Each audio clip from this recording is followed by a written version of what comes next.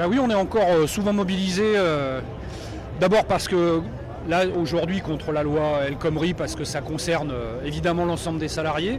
On est une entreprise publique, mais on est une entreprise de droit privé, donc les questions de plus grande facilité de licenciement, les questions, enfin toutes ces questions-là, ça nous concerne, quoi. La question de précarité aussi, bien sûr, on est un gros employeur de précaires, nous, en CDD, et également des cachetiers, beaucoup de CDDU, ce qu'on appelle les CDD d'usage constant. Donc voilà, oui, tout ça, ça nous concerne. Ouais. Aider l'emploi, j'y crois pas de trop, moi. Aider l'employeur, oui, c'est totalement différent.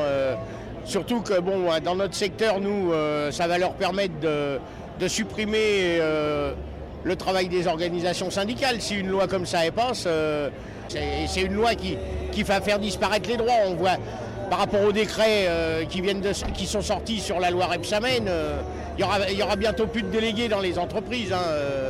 C'est un gros souci pour les salariés. Il n'y aura plus de défense de salariés si ça continue comme ça. Ah oui, n'importe comment. S'ils vont sur les référendums, n'importe comment, c'est pour annihiler les syndicats. Nous, on le ressent dans notre entreprise. Ils cherchent tout pour nous diminuer au maximum. On parle de la représentativité des syndicats, mais il faudrait commencer à parler de la représentativité des patrons aussi. Ça, ils ne veulent pas le remettre en cause, ça. Ils sont représentatifs sans qu'il y ait vraiment une représentativité. Que nous, on montre qu'on a une représentativité quand même auprès des salariés. Les patrons, c'est pas le cas. À mon avis, je pense qu'il va falloir d'autres mobilisations parce que le gouvernement me paraît bien têtu dans sa tête. Et voilà, donc je crois qu'il va falloir d'autres mobilisations et monter plus fort en action. Absolument, je suis déterminé et je lâcherai rien. On attend le 19-20 octobre à Amiens, le jour de l'appel. Mais d'ores et déjà, on a énormément de retours positifs. Si on continue notre Tour de France, j'étais à Mulhouse la semaine dernière, plus à Arles-Avignon. Et là, demain, je serai à Mulhouse et samedi, je suis à Lyon. Donc dans la continuité du Tour de France qu'on organise justement pour la défense des droits des salariés et notamment des syndicalistes de chez Goodyear, on ira jusqu'au bout et on fera en sorte que les comités de soutien, à la fin, se réunissent à Amiens et qu'on soit des dizaines de milliers de personnes pour venir dire la relax des Goodyear, c'est la relax de toute la CGT, la relax de tous ceux qui pensent qu'on a encore le droit de relever la tête dans notre pays parce que c'est pas important, c'est vital, quoi. Moi, je suis allé les rencontrer, les personnes qui étaient à Nuit debout. Ouais, c'est quelque chose de très intéressant, d'assez novateur. Maintenant, ouais, je pense qu'ils ont raison quand ils disent qu'il faut qu'il y ait une convergence entre les salariés, les étudiants, les privés d'emploi.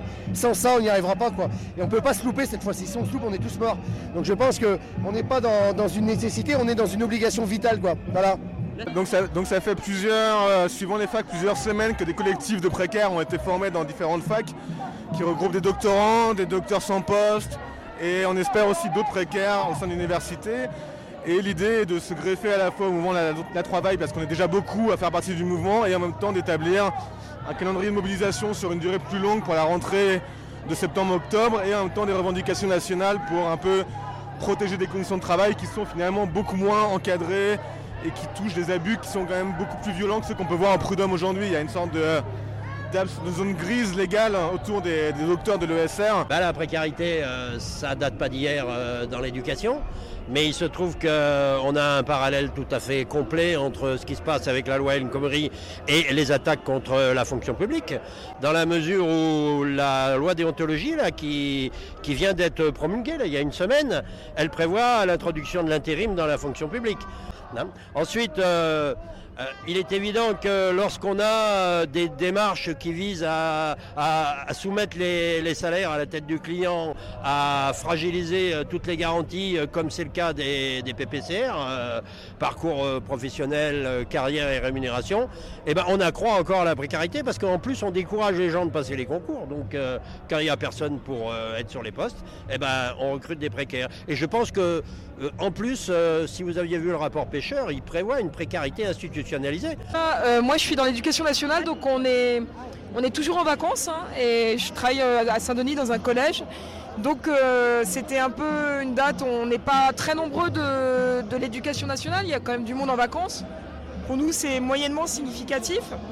Mais moi, j'espère que ça va continuer en reconductible et en grève générale, quoi. Parce que je vois pas comment on pourrait reprendre. J'ai l'impression que là, on parle de beaucoup d'autres choses, de beaucoup d'autres problèmes.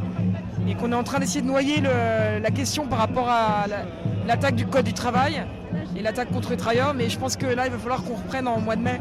Et, il faut qu'on continue et il y a un appel à se joindre à la nuit debout de ce soir, à République. Et voilà, faut qu'on arrive à continuer à à aussi rester en lien avec les nuits debout qu'il y a partout, en province, en banlieue, à Paris, et pour faire quelque chose de vraiment plus général et puis bloquer tout, quoi. Voilà.